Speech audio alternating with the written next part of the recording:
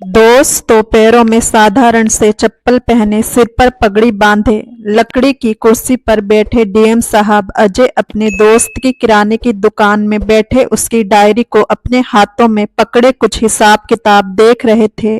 उसी वक्त दो पुलिस सिपाही उस किराने की दुकान पर आए और बोले, महाशय जल्दी से 2,000 रुपए निकालो। अजय जानबूझकर उनकी बातों को इग्नोर करता है तो सिपाही कहते हैं, हम लोग तुम्हारी दुकान पर आकर खड़े हो गए हैं और तुम्हारी ये हिम्मत कि इस टूटी फूटी लकड़ी की कुर्सी से तुम्हारा शरीर उठना तो दूर की बात, तुम्हारी नजरें भी नहीं उठ रही है। तो इस दुकान का कोई नया नौकर या मुनीम है क्या, जो इतनी अकड़ के साथ अभी तक बैठा हुआ है? वैसे तू रहता कहाँ है जो हमको पहचानता नहीं है? वरना इस दुकान का मालिक तो हमारी परछाई पड़ते ही। इतना कहकर वे दोनों चुप हो गए। तभी बात को आगे बढ़ाते हुए डीएम अजय साहब ने कहा, आपकी परछाई पड़ते ही क्या सर, क्या करता था इस दुकान का मालिक? मुझे बताइए, अगर मुझसे बनेगा तो मैं भी कोशिश करूंगा। तभी एक पुलिस वाले ने कहा, अरे लगता है तू सिर्फ शरीर से बड़ा है, दिमाग तो तेरे पास रत्ती भर का भी नहीं है। कहाँ गया तेरा मालिक? जल्दी से बुला उसे, वरना उसके आगे जो कुछ भी होगा उसका जिम्मेदार तू खुद होगा। सर आपको क्या चाहिए मुझसे कहिए ना, मालिक को बुलाने की क्या जरूरत है? आपको जो भी चाहिए, जो कुछ कहना है मुझसे कहिए। मैं पूरी जिम्मेदारी लेता हूँ कि आप जो कहेंगे मैं आपकी आवश्यकताओं को पूरा करूंगा। अरे हमें इस दुकान से 2,000 रुपए चाहिए, क्योंकि हमें सुनने में मिला है कि तुम अपनी दुकान में घटिया और सस्ता सामान रखते हो और ऊंचे दामों में बेचते हो, और ये तुम्हारी दुकान में जो सामान रखा है वह बाहर क्यों रखा है? अंदर ही रखना चाहिए। दुकान से 1 इंच भी बाहर क्यों रखा है? ये सुपारी देखो सड़ी हुई है, ये चिप्स के पैकेट देखो फटे हुए हैं। ऐसा कहकर दोनों पुलिस वाले अपने डंडे से उस दुकान में रखे चिप्स के पैकेट को तोड़ने लगते हैं। दुकान के अंदर रखे सामानों को बाहर निकालने लगे ताकि उस दुकानदार के खिलाफ वो लोग केस बना सकें। तो दोस्तों कौन थे वे पुलिस वाले और कौन थे डीएम साहब, और वो पुलिस वाले उस दुकान में ऐसी तोड़फोड़ या अवैध वसूली क्यों करना चाहते थे? चलिए जानते हैं कहानी को विस्तार से। लेकिन कहानी में बढ़ने से पहले आप सभी से निवेदन है कि आप वीडियो को एक लाइक कर दीजिए और हमारे यूट्यूब चैनल को सब्सक्राइब कर लीजिए। दोस्तों ये सच्ची घटना राजस्थान की है। राजस्थान के एक छोटे से गांव में अजय अपने मम्मी पापा के साथ रहता था। अजय की माँ बहुत ही धार्मिक स्वभाव की महिला थी, लेकिन जब अजय की उम्र महज 3 साल की थी तभी उनकी मृत्यु हो जाती है। अजय के पापा राजवीर सिंह ने उन्हें माँ और बाप दोनों का प्यार दिया और बहुत ही नाजों से पालकर बड़ा किया। राजवीर सिंह का एक बहुत ही करीबी दोस्त था प्रदीप सिंह, जिनकी पत्नी ने अपने बेटे संतोष के साथ साथ अजय की भी परवरिश में कोई भेदभाव नहीं किया था। वह जब भी अपने बेटे के लिए कुछ भी बनाती तो अजय के लिए भी जरूर बनाती। इस प्रकार अजय और संतोष ये दोनों भी बहुत अच्छे दोस्त बन गए थे। संतोष के पापा व्यापारी थे, इसलिए संतोष ने 12वीं तक ही पढ़ाई के बाद अपने पिता के बिजनेस को संभालना शुरू कर दिया। तो इधर अजय के पिता राजवीर सिंह एक मजदूर किसान आदमी थे, इसलिए वह अपने खेतों पर काम करते और ऐसे ही अपनी पढ़ाई लिखाई करा रहे थे। वो अजय को एक ही सपना दिखाते थे, कहते थे, बेटा मैं तो बचपन से परिवार के पालन पोषण के कारण कुछ कर नहीं पाया, लेकिन तुम पढ़ लिख कर एक योग्य ऑफिसर बनना और तुम्हारी माँ का और मेरा नाम रोशन करना। अपने पिता की ये बात अजय के दिमाग में हमेशा गूंजती रहती। उसने मन में ठान लिया था कि वह एक ना एक दिन जरूर एक सफल और योग्य ऑफिसर बनेगा। लेकिन तभी अचानक जब अजय का ग्रेजुएशन का फाइनल ईयर चल रहा था, तभी राजवीर सिंह की इतनी ज्यादा तबीयत बिगड़ गई कि इलाज के लिए उसे अपनी जमीन तक बेचनी पड़ी। फिर भी वह पहले की तरह तंदुरुस्त नहीं रहे। उनकी हिम्मत अब पहले जैसे खेतों में काम करने में जवाब देने लगी। अब उनकी स्वयं की खेती तो थी नहीं, इसलिए उन्हें दूसरे के खेतों में मजदूरी करने जाना पड़ता था। अजय भी अपने पिता के साथ दूसरे के खेतों में काम करने जाता, लेकिन उससे पहले सुबह सुबह अजय रोज ही अपने गांव से लगे शहर में पेपर बांटने जाया करता और मन ही मन रोता रहता कि काश उसे भी आगे बढ़ने का मौका मिलता। तभी उसने पेपर में एड देखा कि एक कार के मालिक को नौकर चाहिए जिसकी दोनों टाइम कार धोनी है और उसके डॉगी को घुमा कर लाना है। उसके लिए वह महीने के 5,000 रुपए देगा। अजय ने अपनी मजदूरी का हिसाब लगाया। दूसरे के खेतों में काम करने पर भी लगभग उतना नहीं मिलता था और समय बिल्कुल भी नहीं बच पाता था, जबकि कार मालिक के घर सुबह शाम काम करने के बाद दोपहर का समय उसके पास पढ़ने के लिए बच सकता था। उसने ये बात अपने पापा को बताई। पहले तो उसके पापा ने बात को टालने की कोशिश की, कहा कि कभी कभी अखबारों की बात गलत भी हो जाती है और कभी कभी पूरे महीने काम कर लेने के बाद भी अमीर लोग पैसे नहीं देते और इन शहर के लोगों को हम गांव वाले कहाँ पहचानते हैं। अगर वो पैसे देने से इनकार कर देगा तो तुम क्या कर लोगे। लेकिन अजय ने कहा, पापा अगर हमारे कर्म अच्छे होंगे तो हमारे साथ कोई गलत नहीं कर सकता, किस्मत आजमा कर तो देखते हैं। ऐसा कहकर वह अपने पिता का आशीर्वाद लेता है और खुशी खुशी चला जाता है और अपने दोस्त संतोष से कह दिया कि उसके पापा को जो भी कुछ सामान चाहिए दुकान से उधार दे देना। अब मैं शहर से कमा कर आऊंगा तो तुम्हारी दुकान का सारा उधार चुका दूंगा। अब अजय उस अमीर शख्स के घर पहुंच गया जहां का एड्रेस न्यूज़पेपर में दिया गया था। अजय को देखकर कार मालिक का दिल पसीज गया, क्योंकि अजय भले ही नौजवान हो गया था लेकिन देखने में बहुत ही मासूम लगता था। फिर भी उस कार मालिक को तो काम से मतलब था, इसलिए उन्होंने अजय से काम के बारे में बात की और न्यूज़पेपर में जैसा छपा था उसी शर्त पर उसे काम पर रख लिया। अब अजय अपने मालिक की कार को दोनों टाइम सुबह शाम धोता, उनके डॉगी को घुमाकर लाता और मालिक उसके बदले में उसे महीने के 5,000 रुपए देता। शुरुआती महीने में तो अजय ने रेलवे स्टेशन या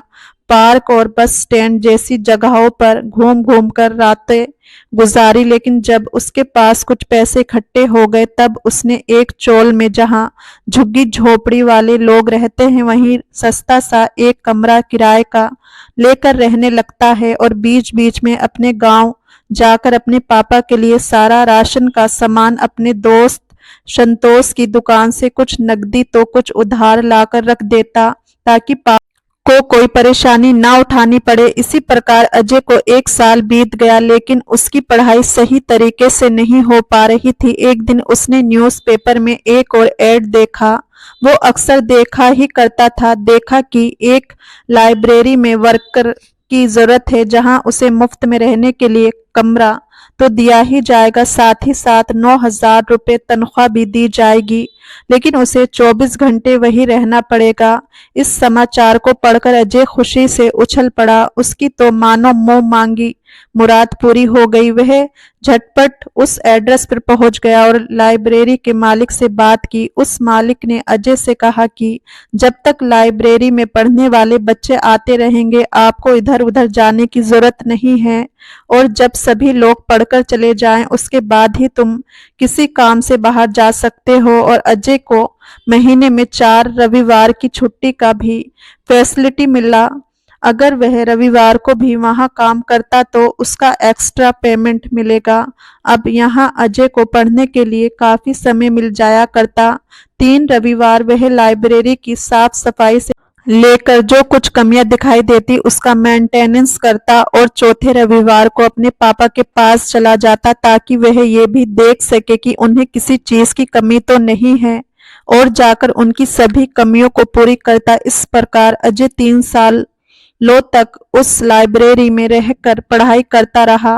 वहां अपने आने वाले बच्चों से डिस्कस करता कि यूपीएससी की पढ़ाई कैसे की जाती है, उत्तर लिखने का सही तरीका क्या होता है।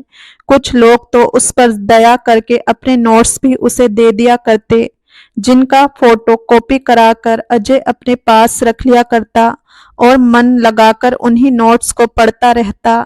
ऐसे ही 3 साल बीत गए। अब अजय को अपने आप पर विश्वास हो गया कि वह यूपीएससी का एग्जाम क्लियर कर सकता है, तो उसने फॉर्म भर दिया और परीक्षा दे दी। जब उसका रिजल्ट आया तो वह बहुत ही अच्छे अंकों से पास हो चुका था।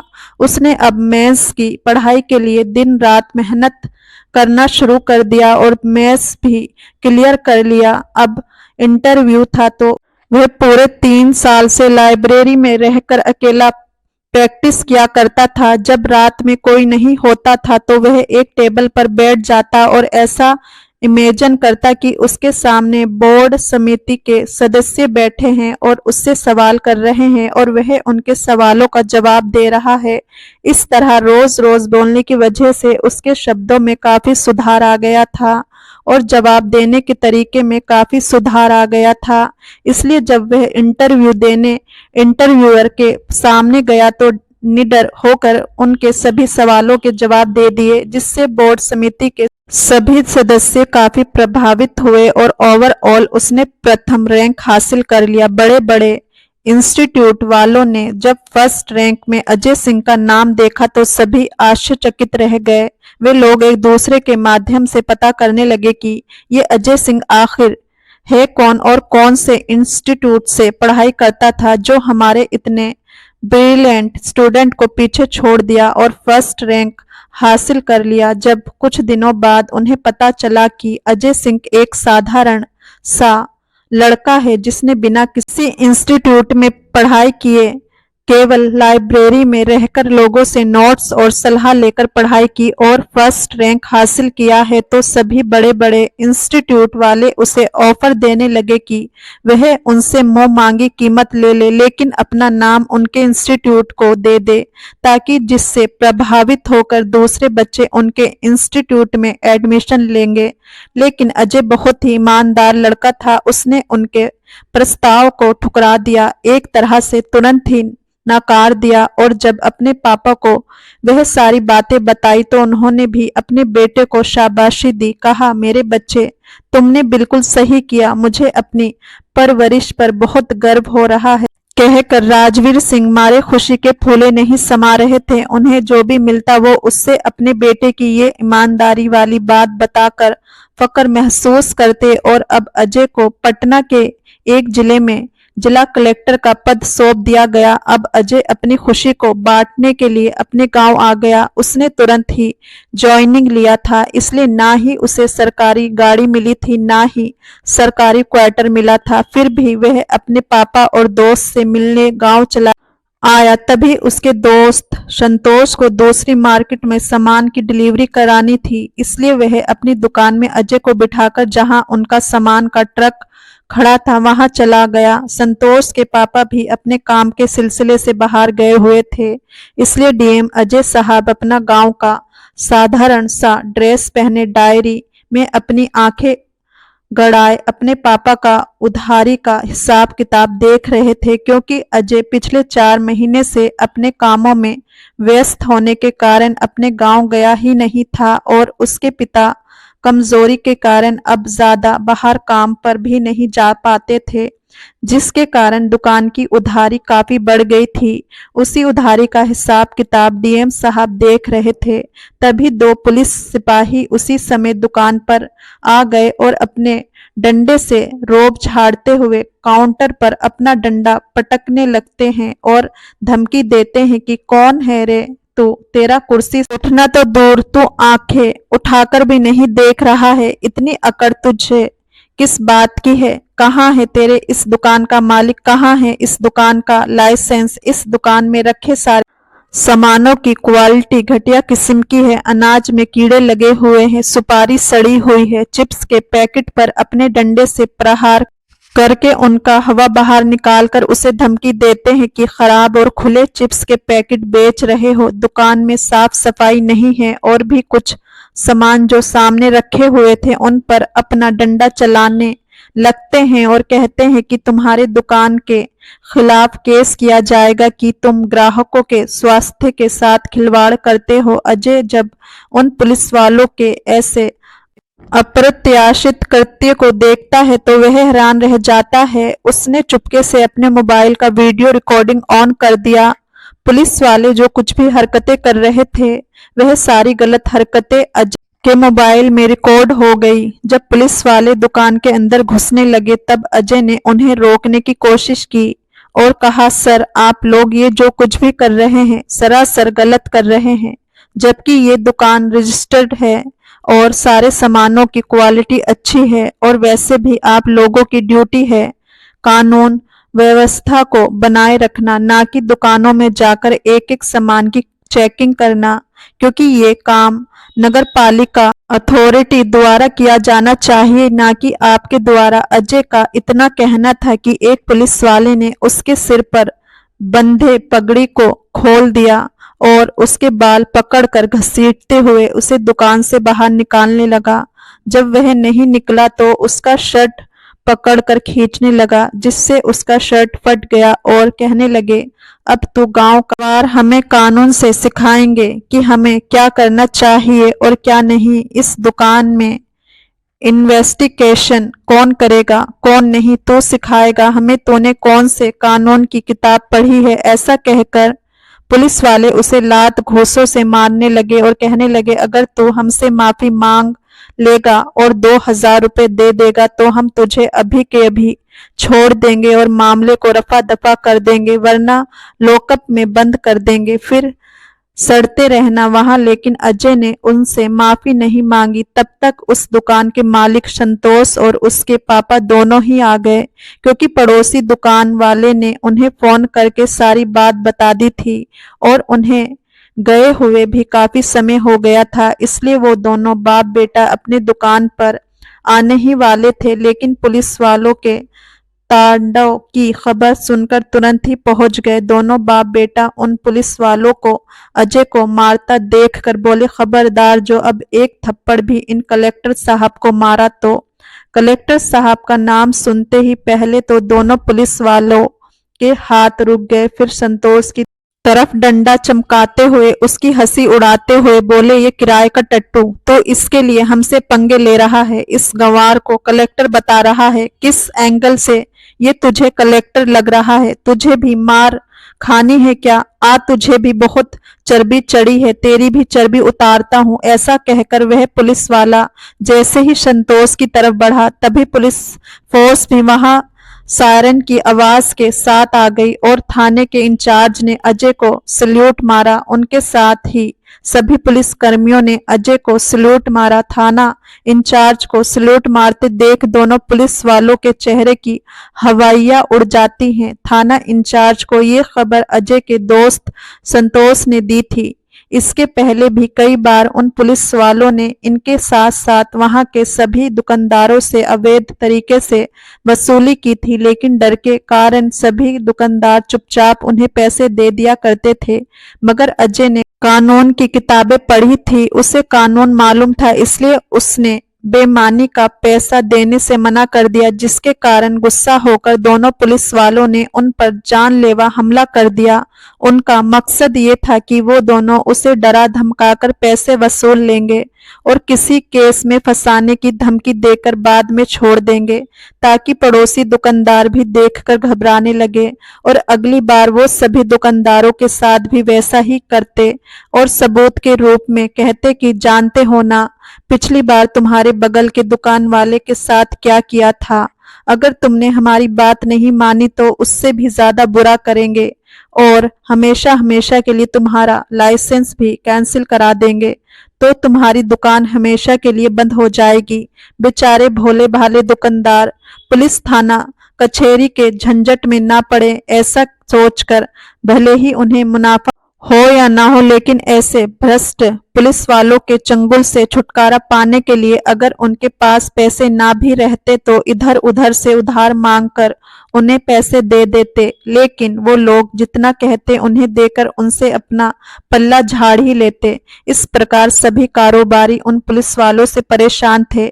जब थाना इंचार्ज ने अजय से सर कहकर बातें करना शुरू किया तो दोनों पुलिस वालों के हाथ से डंडे अपने आप छूट गया। उनके माथे पर पसीना चमकने लगा, हाथ पैर कांपने लगे। तभी कुछ पुलिसकर्मी उन्हें इशारा करके माफी मांगने का संकेत देने लगे। फिर भी वो दोनों अपनी शंका को दूर करने के लिए थाना इंचार्ज से कहने लगे कि सर, आपको कोई गलतफहमी हुई है, ये कोई बड़ा अधिकारी नहीं है।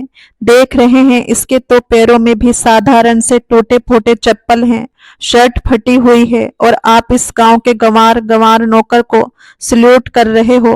तभी इंचार्ज साहब बोले, अरे मूर्खो, अपने साथ साथ तुम मुझे भी ले डूबोगे। मुझे कोई गलतफहमी नहीं हुई है, मुझे पक्की इंफॉर्मेशन मिली है कि ये डीएम साहब है। इतना कंफर्म होते ही वो दोनों पुलिस वाले अजय सर के कदमों में गिर गए और माफी मांगते हुए कहने लगे, सर हमें माफ कर दीजिए, हमसे बहुत बड़ी गलती हो गई, प्लीज सर, हमें आपके बारे में पता नहीं था। अजय सिंह बोले, अच्छा जी, अगर तुम्हें पता होता कि मैं कलेक्टर हूं तो तुम मेरे साथ अच्छे से पेश आते, लेकिन मैं एक आम नागरिक के भेष में हूं तो तुमने कोई कसर नहीं छोड़ी मुझे परेशान करने में। परेशान तक तो चलो ठीक था, तुमने थप्पड़ भी बिना गलती के मार दिए।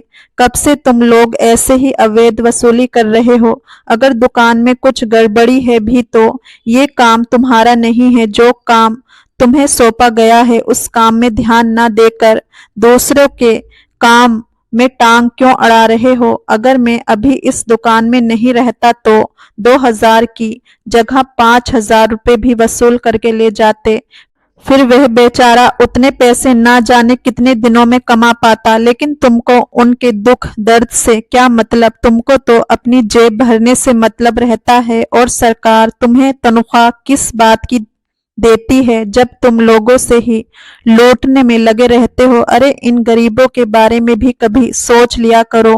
तुम जैसे चंद लोगों के कारण ही आज पुलिस डिपार्टमेंट और कानून व्यवस्था बदनाम हो रही है। तभी जो सिपाही इशारे से उन पुलिस कर्मियों को माफी मांगने की सलाह दे रहे थे, उन्हें भी फटकार लगाते हुए कहा कि तुम भी इन्हीं लोगों के साथ मिले हुए हो ना, तभी तो इशारा करके इन्हें माफी मांगने के लिए प्रोत्साहित कर रहे थे। इसका मतलब तुम भी बराबर के गुनहगार हो। अजय की बातें सुनकर वहां खड़े सभी पुलिस कर्मियों की बोलती बंद हो गई। सभी ने अपने सिर नीचे झुका लिए और वो दोनों हाथ जोड़कर माफी मांगते हुए गिड़गिड़ाकर कहने लगे, सर हमें माफ कर दीजिए, हमसे बहुत बड़ी गलती हो गई। आप चाहें तो हमसे मोटी रकम ले लीजिए, लेकिन इस मामले को यहीं शांत कर दीजिए। जब उनके मुंह से रिश्वत वाली बात निकली तो अजय का माथा सनक गया। उन्होंने तुरंत ही इंक्वायरी टीम बिठाने के लिए आदेश दिया और प्रूफ के तौर पर वह वीडियो भी उचित अधिकारियों तक पहुंचा दिया, जिन पुलिस वालों ने अजय को लॉकअप में बंद करने की धमकी दी थी। अजय सिंह ने उन्हें ही लॉकअप में बंद करवा दिया और उन पर उचित कार्रवाई करते हुए तुरंत नौकरी से सस्पेंड करवा दिया।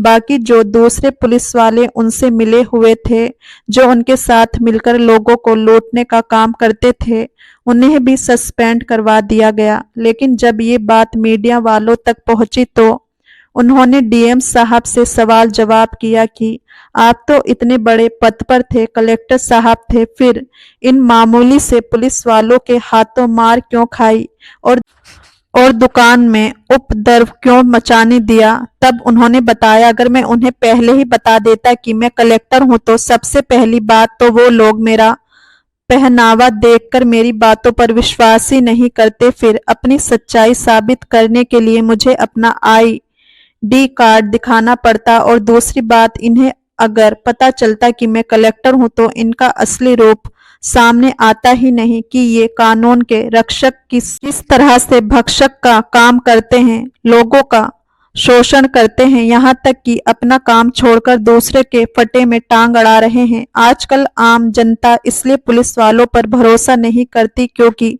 चंद पुलिस वालों की वजह से जो अच्छी सोच वाले पुलिसकर्मी हैं वो लोग भी बदनाम होते हैं। ये निष्पक्ष न्याय लोगों के बीच तेजी से पहुंचने लगा। अब लोगों के मन में कानून के प्रति, पुलिस वालों के प्रति सम्मान बढ़ने लगा, और जब उन भ्रष्ट पुलिस कर्मियों के खिलाफ कमेटी बिठाई गई तो पाया गया कि वास्तव में उस थाने के ज्यादातर पुलिस कर्मियों का यही काम था, लोगों से मनमाने ढंग से वसूली करना। अजय ने उस थाने के अंतर्गत आने वाले कलेक्टर से मिलकर सभी भ्रष्ट पुलिस वालों को हटवा दिया, वहां नए और ईमानदार पुलिस कर्मियों की नियुक्ति करा दी। अजय के इस साहसिक कदम के लिए उनके गांव वाले उन्हें बहुत बहुत बधाई देते, आशीर्वाद देते।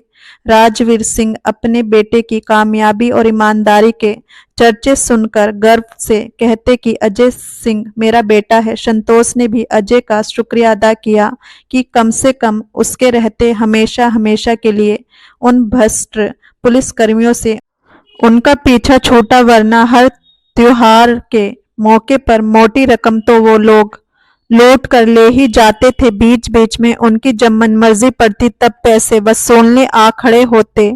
अब दुकानदारों को तो हमेशा वहीं पर रहकर दुकान चलाना रहता, इसलिए मजबूरन उन्हें उन पुलिस वालों को पैसे देने ही पड़ते थे। लेकिन आज संतोष के साथ साथ उनकी मार्केट के सभी दुकानदारों ने चैन की सांस ली थी और एक मजदूर किसान के बेटे की सराहना की। अजय ने सभी दुकानदारों से कह दिया कि अब से किसी भी पुलिस वालों को रिश्वत का 1 रुपया भी नहीं देना और अगर कोई जबरदस्ती मांगे तो तुरंत मुझे कॉल करना। उस दिन से वहां किसी भी प्रकार की कोई अवैध वसूली नहीं होती। तो दोस्तों, क्या कहना चाहेंगे आप अजय सिंह जैसे ईमानदार ऑफिसर के बारे में, और क्या कहना चाहेंगे उन भ्रष्ट पुलिस वालों के बारे में? आपकी जो भी राय है कमेंट करके अवश्य बताएं।